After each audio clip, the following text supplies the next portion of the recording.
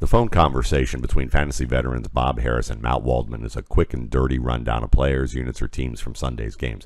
Feel it or fuck it is our instant verdict on the fantasy value of a player or situation, not the ability, effort, or character of the player.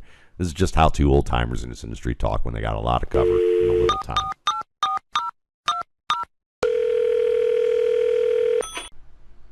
Good morning, Matt Waldman. It's week one is almost in the books. What the hell happened yesterday? I don't know, man. I got to tell you, but I think a lot of people act like they know. We're in the infancy of the NFL season, which means that we're going to get infantile behavior regarding players. And we're going to address some of that a little bit. But I will first say, as a native of Atlanta, since the time that William Andrews and Lynn Kane were rookies, and you don't know that, then you haven't been living long enough, and you probably haven't been living in Atlanta long enough to mess with me about it.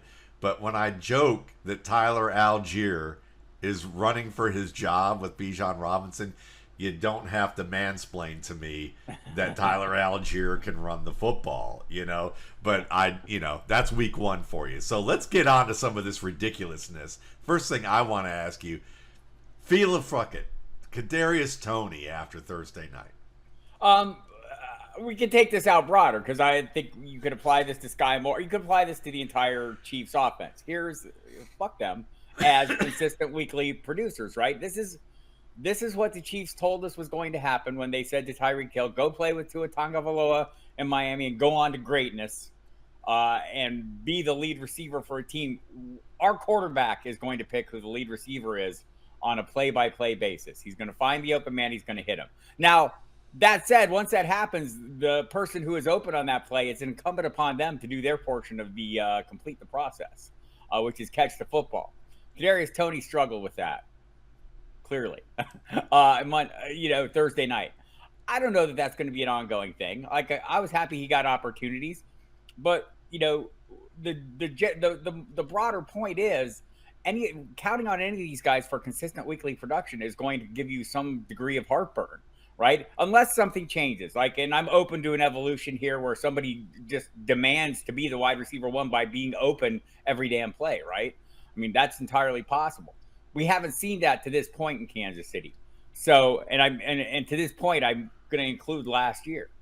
So Kadarius Toney is what he is. He's kind of a little bit of a gadget player with tons of upside based on his tremendous athleticism, and I keep pointing to it, but we can go back to his breakout game against Dallas with the Giants. I mean, it's like 9-10 catches for 190 yards. So, I mean, that's in him, but that's not him.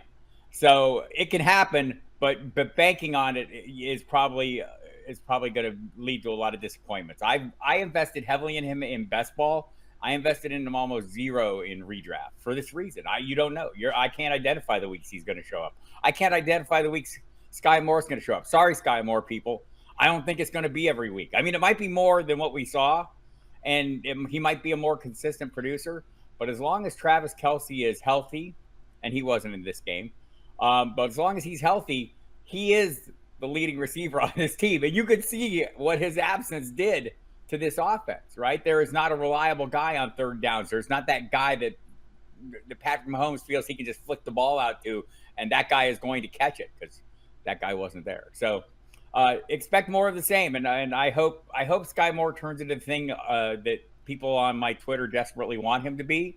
I don't know that he will. Yeah, I think the word "yet" is probably the most key thing out of when you talk about Kansas City's passing game, because first of all, when you say, you're right there, you're right about that. You don't know who you can rely on week to week from the Kansas City Chiefs passing game. But I would argue the broader point is that save maybe a handful of guys, and I'm not talking like the first 30 picks. I'm talking maybe the first 5 picks at each position, and not even that. Maybe there's like 1 to 2 guys at every position that you could say you can count on almost every week.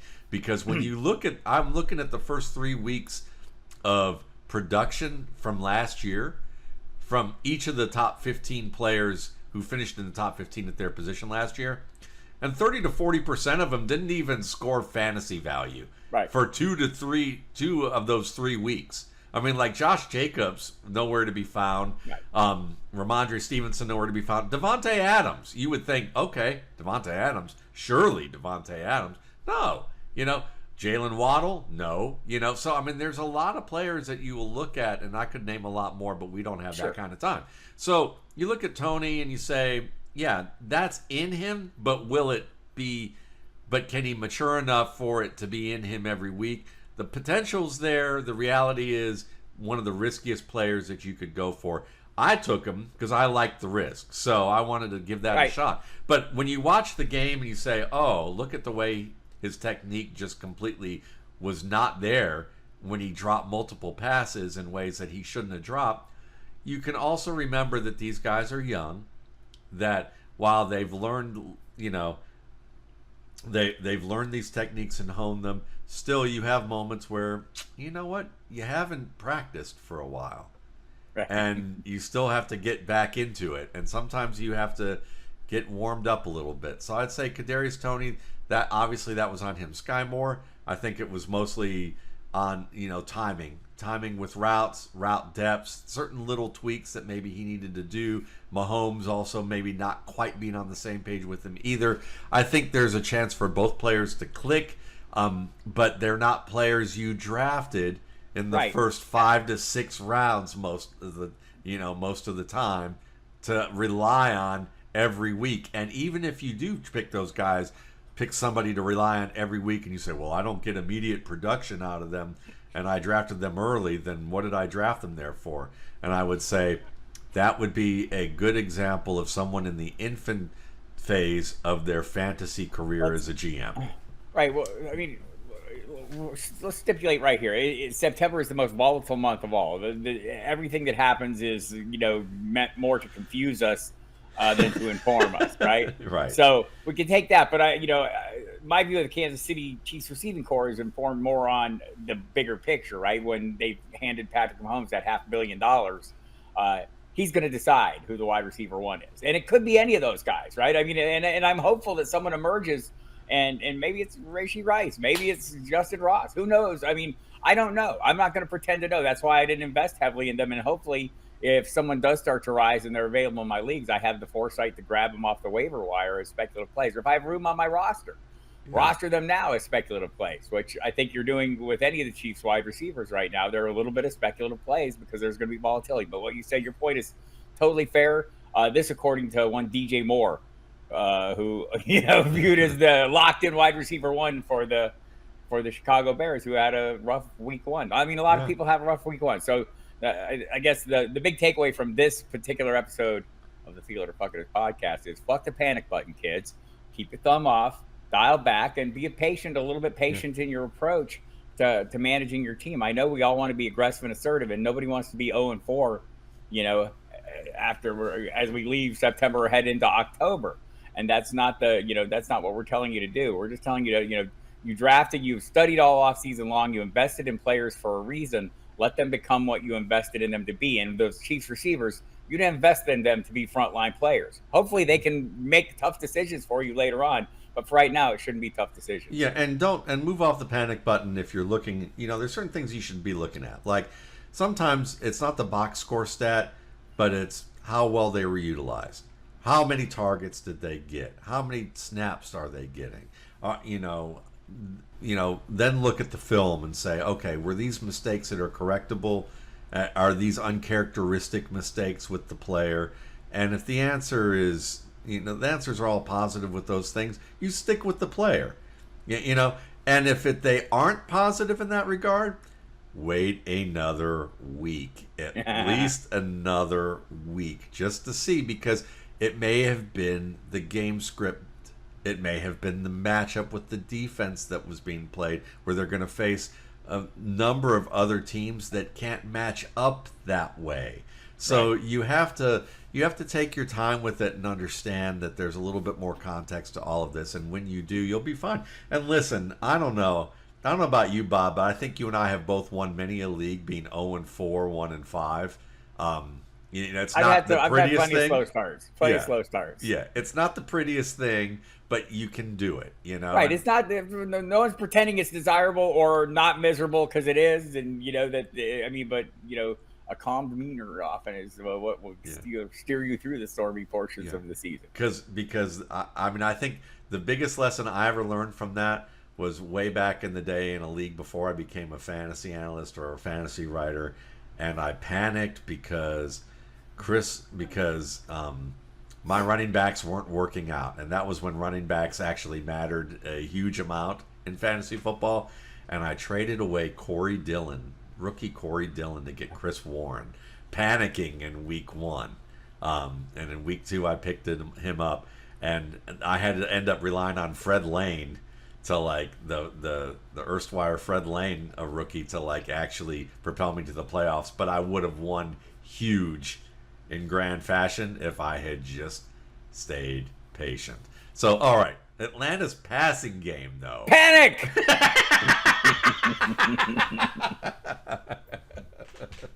Why, Bob? Why? No, I mean, look, I don't feel like anyone. We've all kind of baked into the cake that Kyle Pitts is a bit of a crapshoot right now, right? With upside. We weren't counting on the Drake London fiasco we saw in this game. That said, it's one game. I'm hoping Desmond Ridder turns into something more. Arthur Smith's predilection is to run the football. We should be aware of this. I think this game, I'm going to call it an outlier. I'm going to think Drake London is going to be targeted more. I don't know what to make of Kyle Pitts, though. I'll be honest with you. I have 0 shares of Kyle Pitts across the board. And that's best ball, and that's over Dynasty, 100 drafts. Yeah. That's over 100 drafts. I have 0 shares of Kyle Pitts this year. And so I do think it's interesting that, one of my concerns, and obviously Bijan Robinson's going to be fine, right? He's going to maybe be almost as good as Jahmyr Gibbs by the time all is said and done. But I'm kidding people. Well, maybe not. Fantasy, maybe not. Maybe this not. Year. Right. Yeah. Right. So, so I feel like the Arthur Smith is widely viewed as a kind of an offensive mastermind, and we can cite certain circumstances where he looks like he's been that. His usage of Cordero Patterson when other coaches failed to come up with creative ways to use him, Arthur Smith did. Also, there's a universe where you could say Arthur Smith has not done a great job of turning first-round talent into productive members of his offense, and the evidence is Kyle Pitts and so far Drake London. Maybe this has more to do with the quarterbacks than it does Arthur Smith. So that's what we need to find out, and it'll be a bit of a process. In the meantime, you continue playing Bijan, you continue playing Tyler Algier, and probably continue playing Drake London and assume this is an outlier and do what you want with Kyle Pitts. Well, here's, from where I see it, I'll look at it this way. If you had to run the ball to defend the planet, you would hire Arthur Smith and get that Atlanta Falcons offensive line.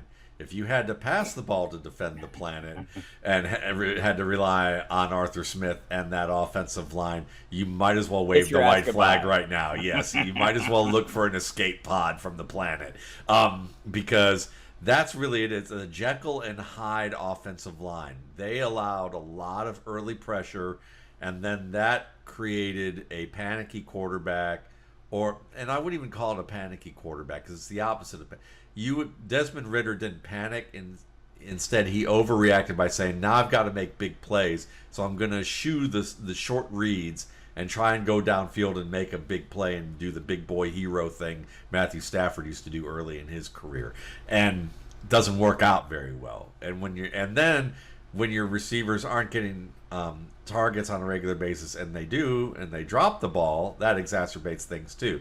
But Atlanta, it just seems like right now their offensive line is like, if they were a Madden rating, the offensive line collective Madden rating would probably be 200 out of 100, and then and somebody would say, "Can I take the extra 100 and put it over to the run game?" Because if they were that, they'd be the most dominant team in the offense in the NFL, most likely, even with a young quarterback who's essentially still in his rookie year.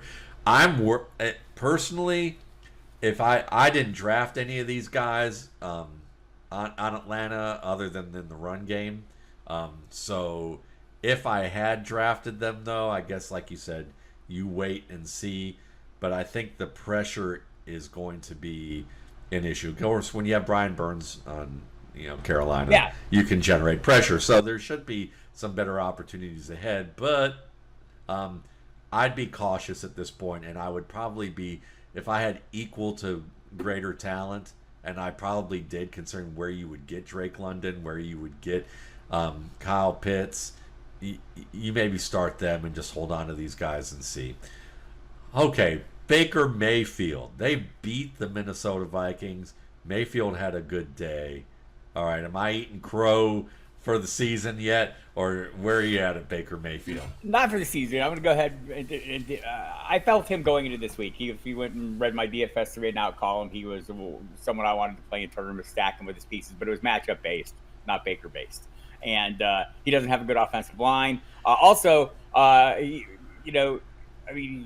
He looked out of sorts early in that game. He didn't. What was it, like 3 of 11 until he threw a touchdown to Mike Evans late in the first half, and then came on strong. And I thought he should have been exploiting that matchup from the get-go. The Vikings are horrible on defense, right? And so that he ended in the end that he came through and delivered reasonable enough numbers, I'm pretty pleased with. I think it gives us some hope for, the Evans and Godwin investments that we made on the cheap because of Baker Mayfield too, by the way. So there's that. He needs some help from his offensive line. I will say, based on what I saw this past weekend, this week's matchup against the Bears isn't especially daunting.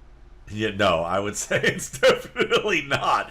The Bears need some smelling salts, and so I'll defer to you on Mayfield on this particular end, just from the standpoint of probably a matchup play with the weapons that he has, but the offensive line, yeah. So on the other end, though, Jim Schwartz and the Browns defense. To me, this seems like the clown from Saw who's got a bunch of new toys and a new environment to really lead people into a lot of games. I mean, how are you feeling about the Browns defense? Are they one that if they're sitting on your waiver wire, do you snatch them up? Do you think they're even on a waiver wire? If you're in a league with me, they're probably not. Right, in leagues where I drafted, where I missed out on the Cowboys, which we'll talk about, Cleveland was a late target of mine, and I'll tell you why.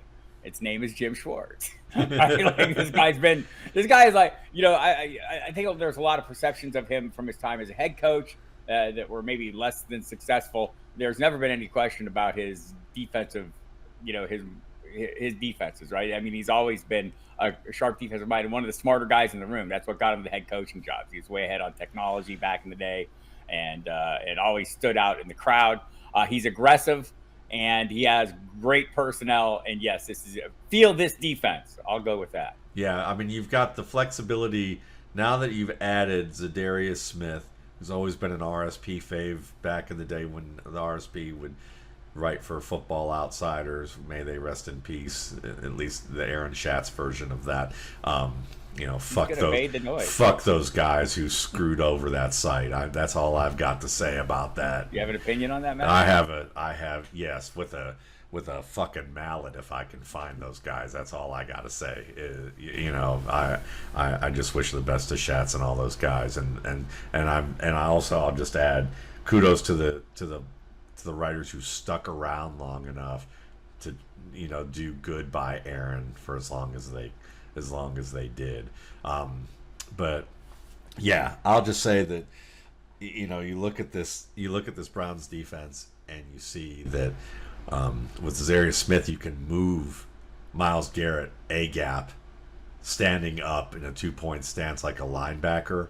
I mean, who wouldn't would give any quarterback nightmares. They're going to be able to blitz Grant Delpit, who probably was my favorite player in his draft class, offense or defense, who dealt with an Achilles tear and has come back and last year had a really strong season, which, maybe gives us a little hope for J.K. Dobbins somewhere down the line. But, Cam Akers did it, but, that's a real rough blow for him. But on that note, yes, the Browns defense with that secondary and that pass rush, you're going to get good initial coverage. You're going to get that pass rush to come home. Your best shot is is hoping that you can beat that pass rush long enough. So maybe the Patrick Mahomes and the Josh Allens of the world can do that. But good luck to Tua. Good luck to Joe Burrow. Good luck to anybody who isn't a dynamic creator in the open field. Lamar Jackson's going to give them some fits if they can get it together on offense. Kenny Pickett, I cannot wait next week as a Browns fan. That's all I got to say.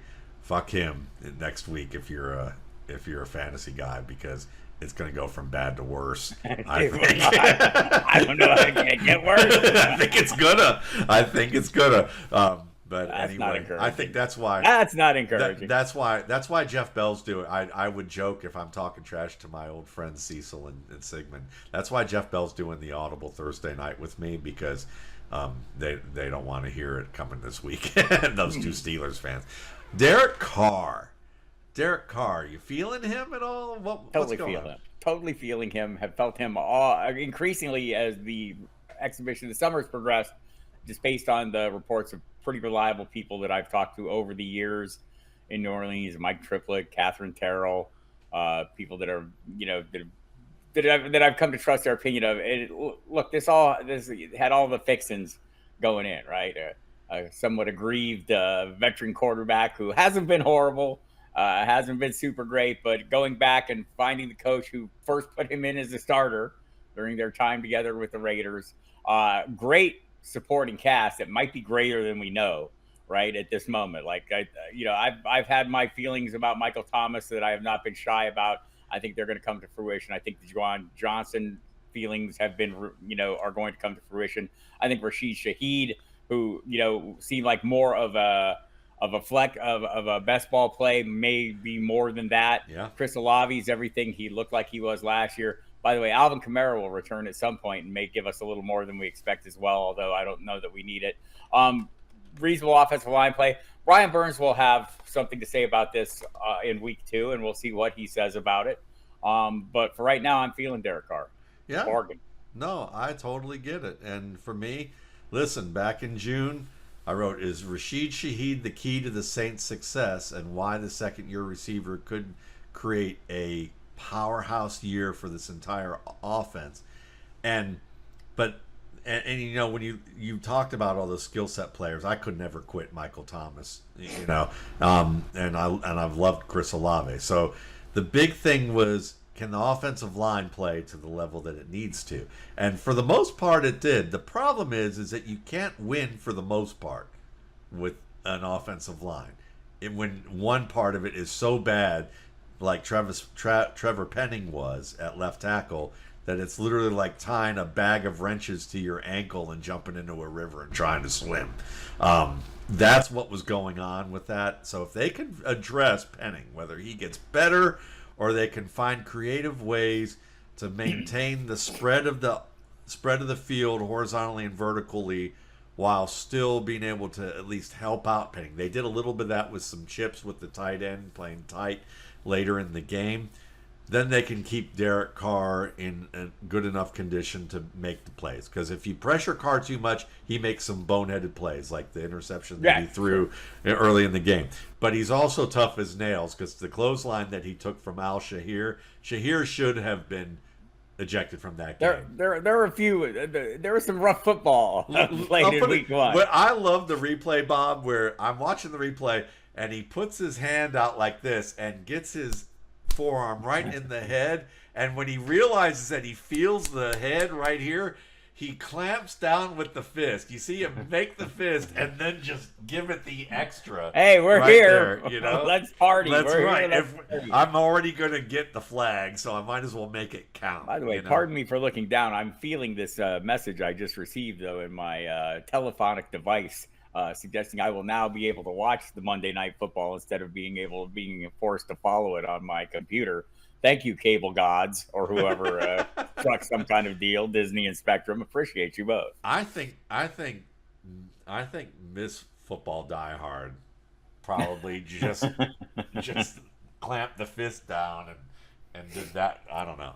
It looked like I'm gonna give her credit, because it looked like we were cutting it close. I mean, there's been a huge battle. Anyone who's out there that's a Spectrum or Charter customer knows that Disney and their company have been at odds, and that there has been no channels, no ESPN, nothing, no chance of watching football, and so, or at least Monday Night Football. So glad that got hashed out, so I don't have to learn how to use a new streaming device. YouTube has been nice, I will say. Yeah. I've liked what I've seen with YouTube. They've done a good job feeling them, and I still have DirecTV just because I do it for college.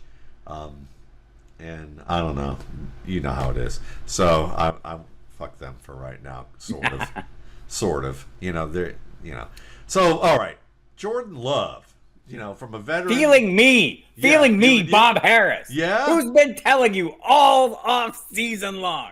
Okay, what I've been telling you is that we didn't know what Jordan Love was, but that the Packers probably did. And that the Packers' willingness to move on from a 4-time MVP, granted, it had to come to an end, but you don't let that guy kick his way out the door without having a plan in place, or at least thinking you have a plan in place. I'm not going to overstate the case because I don't think you need to. I think anyone who watched that game can see that he's not a nobody. He can play football. And so I'm encouraged by what I saw. Hopefully when he gets all his pieces back, it'll get even better. Romeo Doubs is going to be a hell of a player, I believe. And I thought that all along. We heard the reports over the course of exhibition play that Doubs was a guy that maybe gets wide receiver one treatment, but might not put up the flashier numbers because Christian Watson is the gazelle who's going to sprint down and make some huge plays at some point when he's healthy. But there's a lot to like about what Jordan Love does.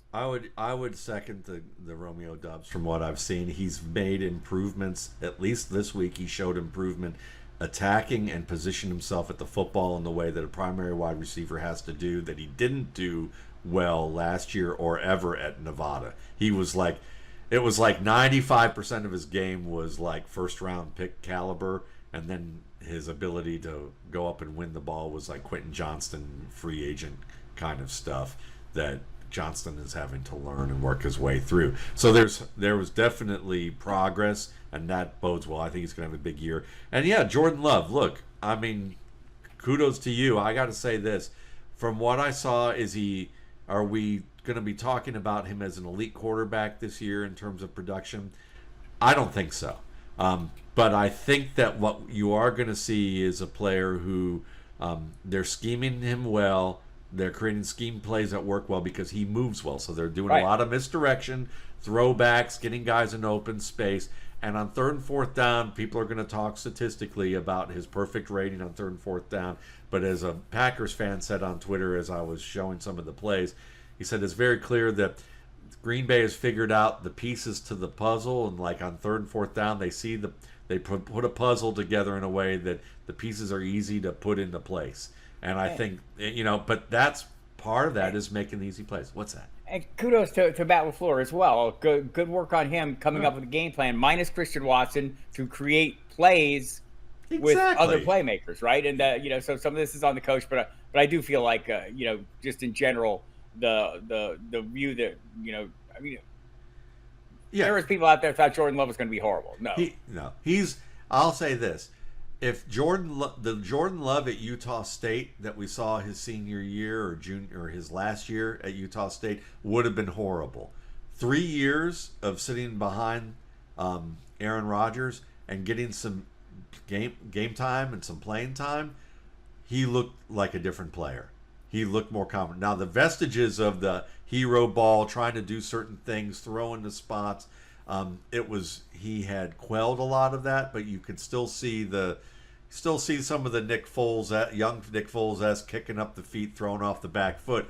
Just the smart part of it was that he was throwing into open areas where there wasn't coverage, unlike Nick Foles. So I feel overall like you positive about Jordan Love. And there's more room for growth ahead, and that could be something. Justin Fields, how about him? Fuck that guy. No. So watching portions of that game, clearly he is still the runner. Here's my problem with Justin Fields, and I don't like to give my friend Michael Fabiano a lot of credit, but I'll go ahead and quote him here and say, "Don't draft magical seasons." Right? Last year might have been a bit of a magical season, and we're paying for that. We paid for that in the draft capital. Now, he may have the rushing equity to make another semi-magical season this year. I want to see more as a passer. I did think they threw the ball enough. So I'm like not giving up on him. I was only kidding at the beginning, people. I think he'll be fine, but I'm we'll see. If I don't have as many shares of him as I might have had he been a little bit cheaper. I just felt like if I'm drafting that tier, there are other players I was more comfortable with their passing ability, or I'd seen it demonstrated, right? I've seen it in the past, whether it's Lamar Jackson, Justin Herbert, even Trevor Lawrence. If I could get him cheaper, I'm probably more interested. And I was getting, Justin Herbert and Justin and Trevor Lawrence, and even Deshaun Watson and Tua Tagovailoa were kind of preferred options for me. And I kind of flipped on Watson and Tua as we got later. Tua started rising up the ranks for me as we got closer to the season, and I became more oblivious to the fact that there are obvious concerns with him, being the health, and not just that I'm worried he's going to get a concussion, because I don't think that's my worry. My worry is he's going to get hit. The observers are going to say he has a concussion, whether he has one or not, and he's going to get there's going to be overreactions to anything that happens to him. But just, to get back to Justin Fields, I think we did draft him kind of off a unique season, and I'm hoping he can deliver on that value. And I'm not saying he can't. We just need to see more as a passer. And maybe that's not all on him. Maybe some of that's on the overall offense. Yeah, I certainly wasn't telling people not to draft Justin Fields, but I certainly spent a lot of time on players who were in the same area of Justin Fields, recommending them over him. And it doesn't have to do with Fields to me. I think it has more to do with that offensive line. Still, the offensive line's allowing a lot of pressure, and that's a difficult thing to be able to establish a rhythm and to be able to get on track, especially with younger receivers and unproven receivers or new receivers. And that's pretty much where you are. Other than Darnell Mooney, okay, yeah. And let's not count Cole Kmet, because no, I'm not counting him. I didn't count him in fantasy. Feeling Cole Kmet. Oh, fuck him. All right, Kyren Williams, feeling that 2 touchdowns. No, I don't want to feel that. Yes, I'm feeling it as a Cam Akers investor at a reasonable price. Not going to sit here and say that I'm not going to cry at the moment, because I don't know how it's going to play out. But Williams is. I mean, based on what we saw here, Williams is in the plans more than I anticipated. So good for him. Fuck me. Well, I'll put it this way. Watching the game, Cam Akers got a shit ton of touches and not a lot of yards. Not a lot of yards, man. A lot I don't know if they were blocking better for Kyren Williams, or Kyren Williams is just better able to navigate, because I didn't focus enough attention on the game. I'll tell you why, Bob. I will tell you. Okay. Go ahead. The reason is that Cam Akers had more players in the box against him, and they were running on down tendencies like first and second down, and he would not gain as much yards because he's facing 8-9-man boxes. And then with Kyren Williams, they faced more nickel or dime and lighter boxes, and had him in third down situations where they ran the ball. So okay, I'll watch the replay. The plays I saw, Cam Akers was getting tackled in the backfield, and the plays I saw, Kyren Williams was getting into the end zone. And that had absolutely to do with box and run tendencies, and teams going, they're going to run on this down, or they're going to pass. Oh no, they ran it. So you had more of that favoring Kyren Williams, and there were some good runs for Akers. There were just also some really big losses due to the fact that they didn't have good blocking up front on some of those plays. So the run game was really hit or miss. But I'll say this: Williams ran well with the opportunities that he had. He did, and he did what he was supposed to do on those plays, and he is pass protecting reasonably well. So yeah, look, they trust him more than Zach Evans at this stage. Yep. So, you can say fuck it, Zach Evans at this stage of the game. But if Cam Akers gets hurt, I don't think you're going to be seeing Kyren Williams being a 15 to 20 touch back. I'll just put it to you that way. Kendrick Bourne, feeling him? Totally.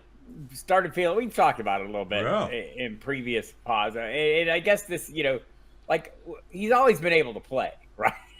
But I think there were issues last year where he was at odds with one Bill Belichick, who probably is not a good person to be at odds with if you're a New England Patriot in that locker room. And now those waters have been smooth. Clearly, Bill Belichick outright said so, and said Bourne's been all in, and we love it, and all things are given all this and just the overall makeup of that receiving core, he's going to be just fine. The routes look good, and I wouldn't be shocked at all if he's their top receiver this year. Right. It's a real offense, too. They have an offense this year. It's amazing the difference a coordinator makes. Yeah.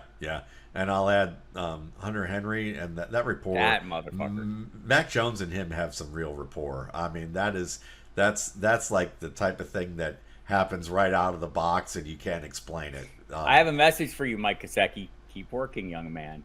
This is a real offense. There's going to be room for you. Don't let this Hunter Henry thing throw your game off. Yes, Hunter Henry's better than you, but you can still contribute, young man. Yeah, he's not a real tight end anyway, so no, he's a big slot receiver. Yeah, okay. So there we go. It's okay, Mike. Kenneth Gainwell. Feeling it? Nah, fuck that. So Rashad Penny was the healthy scratch this week. That's the piece I had bought the most of earlier this year. I kind of just avoided the situation altogether. Like if I'm out there right now and I'm in desperation mode to fill a running back spot, I think he's a perfectly viable piece. Do I think that how things stand right now or how things are going to stand mid-season? Absolutely not. Yep, same thing we've been saying pretty much at the end of the preseason is that we don't know who the Eagles running back will be at season's end, and they don't know yet. Well, but when they find out, we're gonna have a good one. For to that point, I mean, the Cowards listed a starter at every single position on their official depth chart except one, where they listed 4 at running back, 4 starters. That's how they listed it on the official depth chart. Yeah. Man up, Eagles. Pick one. Let us know. We'll be waiting. Fantasy GMs are griping, but I'll say this: Kenneth Gainwell makes a good RB3 until further notice. That's the way I would put it. Micah Swift. Sorry about your DeAndre Swift shares, people. I'm not. Micah Parsons. Dude, it's the real deal. I mean, Doomsday is correct. He had a so I'm still not quite sure if it's all that the Cowboys were that great or the Giants were that bad.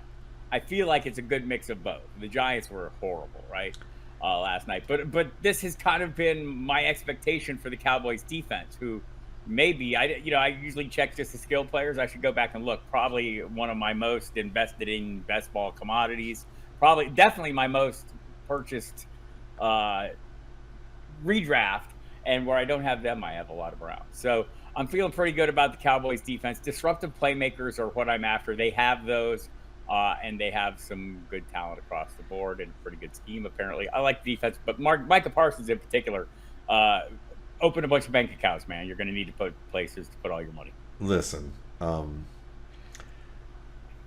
Aaron Donald gave Geno Smith time to say, "Oh shit," Myles Garrett barely gave Joe Burrow any time to say, "Oh shit," and I don't know if Daniel Jones even got "oh" out of his mouth with Micah Parsons. Now, are you feeling this statement? When watching Micah Parsons against the Giants felt like watching Lawrence Taylor's son in a Cowboys uniform. Maybe a little bit, yeah, maybe a little bit. I can see that. I hadn't thought about it like that, but yeah, dude, he's definitely as far as when you think of a disruptive, when I think of defenses, I'm looking for disruptive playmakers. He is probably the picture of that in the dictionary. All right, DeAndre Hopkins, feel it or fuck it? Feel it. I mean, for as much as his passing attack's going to have, he's going to be the focal point of it, and I'm there for it. I don't know how long Ryan Tannehill's going to be the starter there, and hopefully whoever replaces him, as things currently stand, will be Malik Willis. So we'll see. I'm going to say this. I'm going to say fuck it on the idea that they're going to have another quarterback other than Tannehill, and people are going to be really upset with that idea in week 1. But it was in New Orleans. You're opening in New Orleans. I've been to a New Orleans Saints opener, and my ears still haven't recovered. So I'm not going to it was a tough opener. I just feel like if this team doesn't achieve success at some point or isn't winning at some point, they're going to make the change. And I thought, as rough as I thought Tannehill looked, I think this is not as much about him as just about the situation in general. Yeah, I think we'll see better play out of the Titans. They kind of got knocked out of their game from the get-go. They got run over. Yeah. and I think that they will be better. There were elements there. They were this close on a number of situations, which means that you could wind up that far away. By the way, Derrick Henry can still play. He's an old fellow, but like me, still has some game. But Tajae Spears has got a lot of snaps, man. Yeah, Tajae Spears honestly was a couple of better throws away from having a huge fantasy week. And in the top 10 today, that'll be at Football Guys, you'll see some of the important plays where he didn't get the ball that bode well for him in Dynasty. If you don't have him in Dynasty, go get him. I think that he's going to be one of the better running backs in the league. Tyler Algier. Algier. Feeling him, is like he's the player David Montgomery would like to be. I'm just being a smart ass because everything's about Jahmyr Gibbs here. Okay, well, yeah. Listen, ran hard. I'm feeling him. Obviously, he continues to run hard, and it's really about this offensive line. If you're a competent running back, you can get your touches, and it keeps things interesting in terms of having both guys on the field with Bijan and Algier, giving Bijan a little bit more rest. So the hope would be that he can come on late in the season and this passing game gets together.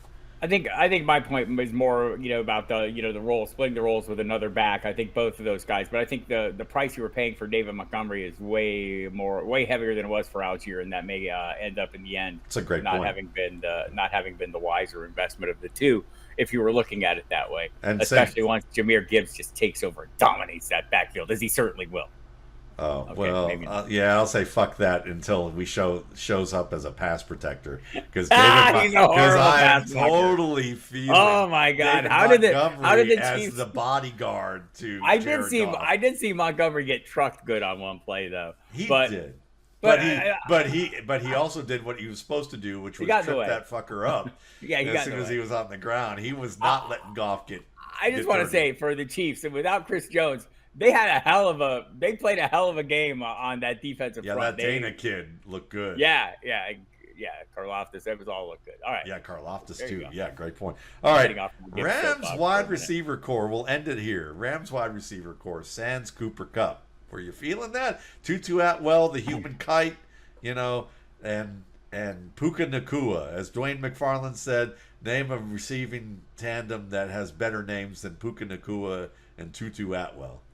You will not find it. I feel them, but I don't feel them. I feel Matthew Stafford. Yeah, that was a great game. It was a great game. I mean, tight windows, threw it, protected Tutu Atwell really well in the middle of the field. They did a great job. And they did a great job too, by the way. I mean, they did their job. Matthew Stafford did a great job. Yeah, I totally agree with that. And, we don't always agree, but that's the fun about this show. And, you can follow the great Bob Harris at Football Diehard. You can follow me at Matt Waldman on Twitter or wherever. And, check us out. Football Diehards, Football Guys, Matt Waldman's RSP, Sirius XM. Yes. Yeah, I'm serious about that. Yeah. All the puns. Love you. Love you, Matt. Goodbye.